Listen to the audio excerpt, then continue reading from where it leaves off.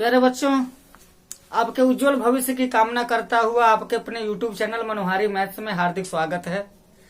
आइए NCERT प्रश्नावली 8.2 कक्षा 8वीं गणित के अंतर्गत दूसरा प्रश्न देखते हैं। प्रश्न दिया है कि रविवार को 845 व्यक्ति चिड़ियाघर गए और सोमवार को 169 व्यक्ति गए।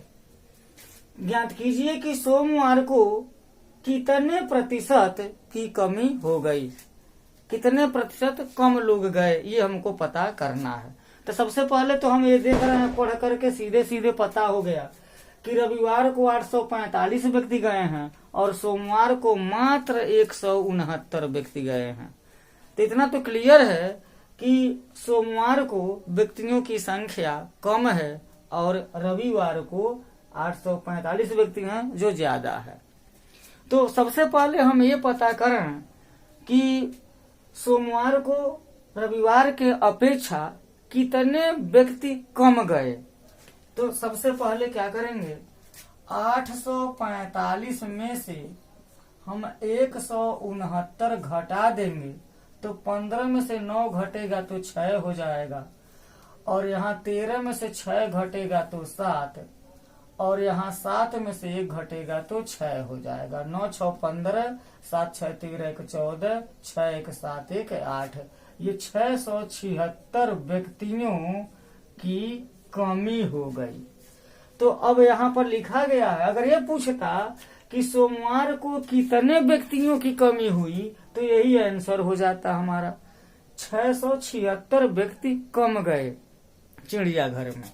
लेकिन यहाँ पर प्रतिशत पूछा गया, ये प्रतिशत का चिन्ह है, या तो आप लिखे प्रतिशत या ऐसे चिन्ह बना देंगे, ये प्रतिशत का चिन्ह हो जाता है। तो यहाँ पर हम लिखेंगे 845 व्यक्तियों में 676 व्यक्तियों की कमी हो गई, तो प्रतिशत का मतलब होता है 100। अगर 100 व्यक्ति गए रहते सोमवार को रविवार को, तो सोमवार को कितने व्यक्ति जाते, यही हमको प्रश्न मिला हुआ। तो लिखेंगे चूंकि 845 व्यक्तियों पर कमी हो गई, कितने व्यक्तियों की, 676 व्यक्तियों की। इसलिए अगर 100 व्यक्ति रविवार को गए रहते तो कितने की कमी हो जाती। ये ऐकिक नियम है, पहले बताया जा चुका है कि इसका गुणा इसमें करते हैं और इससे भाग देते हैं, तो हो जाएगा 100 गुणे 676 बटे हो जाएगा 845। अब ये हमको मिल गया, एक भिन्न के रूप में इसको हल करना है। तो हल करने के लिए क्या करते हैं, इसमें सीधे सीधे गुणा करके 845 से भाग देंगे तब भी हमारा उत्तर आ जाएगा, या नहीं इसको हम कैंसिल कर सकते हैं। देखिए यहाँ पर 5 है, यहाँ पर 6, कैंसिलेशन अला सीख लीजिए। सबसे पहले 2 से अगर काटने की बात हम करें तो 2 से तो ये कटेगा नहीं, क्योंकि 2 से काटने के लिए जिस संख्या के इकाई के स्थान पर 0 हो, 2 हो, 4 हो, 6 हो और 8 हो, तो वो संख्या 2 से कटती है। तो 2 से तो ये कट जाएगी, लेकिन ये नहीं कटेगी। 3 से काटने का नियम क्या है, ये देखिए 5 4 9, 9 8 17, 17 3 से नहीं कटता है, तो 845 भी 3 से नहीं कटेगा। कुल मिलाकर के हम इसको ऐसा कर देंगे, 676 के आगे 2 शून्य बढ़ा देंगे और 845 से भाग दे देंगे। साधारण भाग दे दिया जाए, 676 00, इसमें 845 से भाग देंगे तो देखते हैं 3 अंक यहाँ है, 3 अंक अगर हम यहाँ लेते हैं तो भाग जाएगा ही नहीं। 4 अंक ले लेंगे, अब ये अनुमान लगाते हैं, 4 अंक लेंगे तो 6760 हो जाएगा, और यहाँ पर 845 है, तो कितनी बार में भाग जाएगा। अगर ये 8 है, यहाँ 2 अंक लेते तो 67 हो जाएगा, 8 7 56 और 8 8 हो जाएगा 64। तो 8 बार में देखिए भाग जाता है कि नहीं। 8 5 40 के 0, 8 चौके 32, 4 36 के 6, और 8 8 हैं 64, 64 3 हो जाएगा 67, और एक कैंसिल हो जाएगा। 0 उतारेंगे, भाग नहीं जाएगा। भाग नहीं जाएगा कहते हैं, भाग जाएगा। एक बार में भाग नहीं जाएगा, 0 बार में भाग जाएगा ना। 845 में 0 का अगर हम गुणा करते हैं तो ये उत्तर 0 आएगा और यहाँ पर 0 हो जाएगा। कुल मिलाकर के ये हो जाएगा 80।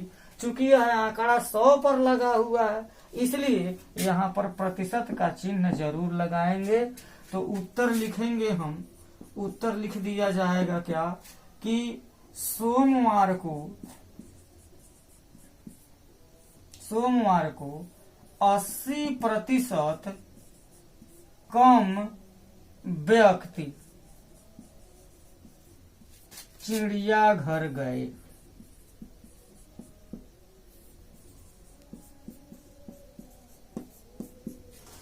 ये है इस प्रश्न का जवाब। सबसे पहले देखिए 845 में से 169 घटा देंगे तो पता चल जाएगा कि रविवार को से सोमवार को कितने व्यक्ति कम गए थे, तो 676 व्यक्ति कम गए। अब यहाँ पर चूंकि प्रतिशत की बात की गई है तो लिखेंगे चूंकि 845 व्यक्तियों पर कमी हो गई 676 व्यक्तियों की, इसलिए 100 व्यक्तियों पर कमी हो जाएगी। 100 गुणे 676 बटे 845, इसको सीधे गुणा कर देंगे। 0 से 100 से गुणा करना बहुत आसान होता है, सीधे सीधे 2 शून्य बढ़ जाता है। और इसमें 845 से भाग देंगे तो 845 से भाग देने के लिए साधारण भाग दे दिया जाएगा और हमारा उत्तर 80% आ जाएगा। नेक्स्ट क्वेश्चन है, एक दुकानदार 2400 रुपए में 80 वस्तुएं खरीदता है और उन्हें 16% लाभ पर बेचता है। एक वस्तु का विक्रय मूल्य ज्ञात कीजिए। तो ध्यान दीजिए, कोई भी व्यापारी हो, कोई भी दुकानदार हो, वो ये चाहता है कि किसी वस्तु को हम कम जितने में हम खरीदे हैं उससे ज्यादा रुपए में बेचा, तभी तो उसको लाभ होगा। तो यहाँ लाभ पर ही बेचा, हानि पर नहीं बेचा है। और एक वस्तु का विक्रय मूल्य यहाँ पर पूछा गया है। तो सबसे पहले हम ये क्या करेंगे कि ये देखते हैं कि 2400 रुपए लगाया है वो 80 वस्तुओं को खरीदने में, यानी कि उसकी जो कास्ट प्राइस है, उसका जो क्रय मूल्य है वो 2400 रुपए है और 16% का लाभ लिया है। तो ये देखा जाए उसका विक्रय मूल्य कितना है। 80 वस्तुओं का क्रय मूल्य तो 2400 रुपए है और 80 वस्तुओं का ही विक्रय मूल्य कितना हो जाएगा। जब 80 वस्तुओं का विक्रय मूल्य मालूम हो जाएगा तो विक्रय मूल्य में 80 से भाग देंगे तो एक वस्तु का विक्रय मूल्य हमको प्राप्त हो जाएगा। यही प्रक्रिया है। तो सबसे पहले इसको भी हम 2 तरीके से हल कर सकते हैं, लेकिन एक विधि लगाया जा रहा है वो समझ में आएगा। जैसे मान लिख दिया जाए वस्तु का विक्रय मूल्य, या ऐसे कहा जाए 16% लाभ की बात की गई है। 16% लाभ, इसका मतलब ये हो गया कि 100 रुपए का अगर सामान है तो 16 रुपए का लाभ लेकर के 116 रुपए में तो बेचा होगा। ये 100 रुपया क्रय मूल्य हो गया, 116 रुपया क्या हो जाएगा, विक्रय मूल्य हो जाएगा। तो यहाँ पर देखिए क्रय मूल्य मालूम है, विक्रय मूल्य हमको निकालना है, तो यहीं से चल देंगे। ये क्रय मूल्य के जगह पर रखिए, इसको विक्रय मूल्य के जगह पर रखिए और वही है कि नियम लगाइए। चूंकि 100 रुपया क्रय मूल्य है तो विक्रय मूल्य का मतलब वीमू कितना है, 116 रुपये है। इसलिए अगर 2400 रुपये क्रय मूल्य होता तो विक्रय मूल्य कितना होता। 2400 में 116 का गुणा करेंगे और 100 से भाग दे देंगे। तो यहाँ पर 2 शून्य से 2 शून्य कैंसिल हो जाएगा और यहाँ 24 का गुणा 116 में हो जाएगा। तो 24 छक्के 144 के 4 हो जाएगा हासिल 14 और 24 से करने 24 और 14 जोड़ेंगे तो हो जाएगा 38 के यहाँ 8 हो जाएगा, हासिल होगा 3। 24 एकन्ने 24 और 24 3 हो जाएगा 27, 2784 रुपए हो जाएगा। अब ये 2784 रुपए क्या है? वो जो 80 वस्तुएं खरीदा था 2400 रुपए में, 16% का लाभ लेने पर वह 2784 रुपए में बेचा। मतलब साफ है कि 80 वस्तुओं का विक्रय मूल्य 2784 रुपए है। तो एक वस्तु का विक्रय मूल्य हमसे पूछा गया है। यहाँ पर भी पुनः एक नियम लगा देंगे, लिख देंगे चूंकि 80 वस्तुओं का विक्रय मूल्य कितना है? 2784 रुपए है।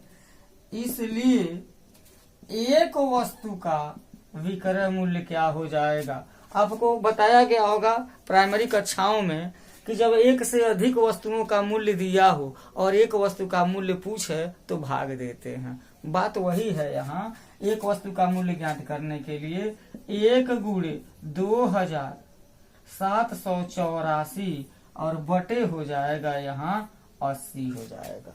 अब क्या करेंगे? 2784 गुणा करेंगे तो 2784 हो जाएगा, पूरे के बटे 80 हो जाएगा यहाँ। अब यहाँ पर भाग दे सकते हैं। भाग देने के लिए बहुत आसान है, ऐसा कर सकते हैं। यहाँ देखते हैं, ये कैंसिल हो जाएगा। 8 दहा में हो जाएगा 80 और यहाँ 8 त्रिके हो जाएगा 24, 3 बच जाएगा, 8 उतरेगा 38 हो जाएगा और हो जाएगा 8 चौके हो जाएगा 32, 32 32 6 38 6 उतरेगा 64 हो जाएगा, 8 अठाइया 64 हो जाएगा। अब यहाँ क्या हो जाएगा? 348 में जब 10 का भाग देंगे तो उत्तर हमारा आ जाएगा 34.80 रुपए। 34.80 रुपए हो जाएगा। और उत्तर में हम लिख देंगे एक वस्तु का, यहाँ उत्तर लिख देते हैं। उत्तर एक वस्तु का विक्रय मूल्य 34.8 रुपए हो जाएगा। ये हो गया। फिर बच्चों यहाँ पर एक बात आया है, 348/10 का भाग देना। तो यहाँ पर देखिए, थोड़ा सा नियम सीख लीजिए, क्योंकि उत्तर तो आ ही गया हमारा और प्रक्रिया भी समझ में आ गई होगी। इसी प्रश्न में कुछ और भी नियम सीख लेते हैं। जैसे मान लीजिए आपको 348 में 10 का भाग देना हो, 348 में 100 का भाग देना हो, 348 में 1000 का भाग देना हो। इसी तरीके से अगर भाग देना हो तो क्या करते हैं, देखिएगा ध्यान से। 348 का मतलब होगा 348.0। दशमलव यहाँ 8 के बाद है, क्योंकि 348 पूर्णांक है तो 8 के बाद दशमलव लगेगा, उसके बाद से एक शून्य भी बढ़ा सकते हैं यहाँ। और इसमें अगर हमको 10 के भाग देना है तो देखिए नियम क्या होता है। नियम ये होता है, किसी दशमलव संख्या में 10 से 100 से 1000 से भाग देने पर दशमलव बिंदु 1 स्थान, 2 स्थान और 3 स्थान दाएं से बाएं की ओर खिसक जाता है। एक बार और सुनिए, किसी दशमलव संख्या में 10 से 100 से 1000 से भाग देने पर दशमलव बिंदु 1 स्थान, 2 स्थान और 3 स्थान दाएं से बाएं की ओर खिसक जाता है। तो 348.0 में 10 का भाग देंगे तो 10 में जो है 1 शून्य है, दशमलव 1 स्थान खिसक जाएगा, किधर? दाएं से बाएं की ओर। मतलब ये छलांग लगा करके यहाँ आ जाएगा, बराबर हो जाएगा 34.8। अगर मान लीजिए कि 348.0 है, इसमें 100 से भाग देना है तो 100 में 2 शून्य है, दशमलव 2 स्थान दाएं से बाएं की ओर छलांग लगाएगा तो 8 यहाँ आ जाएगा, दशमलव यहाँ आ जाएगा, फिर 1 स्थान और कूद जाएगा तो बराबर हो जाएगा 3.48। अब यहाँ 348.0 है, इसमें 1000 से भाग देंगे तो 1 स्थान, 2 स्थान, 3 स्थान, मतलब 0.348 हो जाएगा। और गणित हो चाहे विज्ञान हो, 0.348 कभी नहीं लिखते हैं। दशमलव के पहले अगर कोई अंक नहीं है तो हम शून्य लिख देते हैं, ये प्रक्रिया पूरी हो जाती है। इसके विपरीत अगर हमको 10 से 100 से 1000 से गुणा करना हो तो क्या हो जाएगा? उल्टी प्रक्रिया है। भाग में दाएं से बाएं की ओर दशमलव खिसकता है, गुणा में बाएं से दाएं की ओर खिसकता है। जैसे कि एग्जाम्पल ले लेते हैं, जैसे मान लीजिए लिखा हो कि 3.587, इसमें 10 से गुणा करना हो, 3.587 इसमें 100 से गुणा करना हो, 3.587 इसमें 1000 से गुणा करना हो, तो ऊपर नीचे लिख करके गुणा करने की जरूरत नहीं है। बस वही रूल लगा दीजिए कि 10 से गुणा करना तो 10 में 1 शून्य है, 0.1 स्थान बाएं से दाएं की ओर चला जाएगा, मतलब यहाँ दशमलव था, अब चला जाएगा 5 के बगल में, हो जाएगा 35.87। 100 से गुणा करेंगे तो 2 स्थान चलाना मांगेगा, 1 2, यहाँ हो जाएगा, ये क्या हो जाएगा? 358.7 हो जाएगा।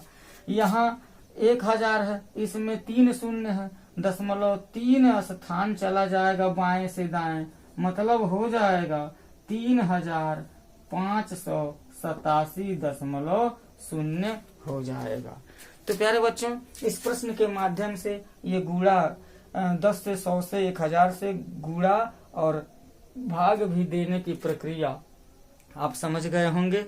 मैं उम्मीद करता हूँ ये वीडियो आपके लिए लाभप्रद सिद्ध होगी। अगर वीडियो आपको लाभ पहुंचाती है तो आप इसे लाइक कीजिए, शेयर कीजिए, कमेंट्स कीजिए।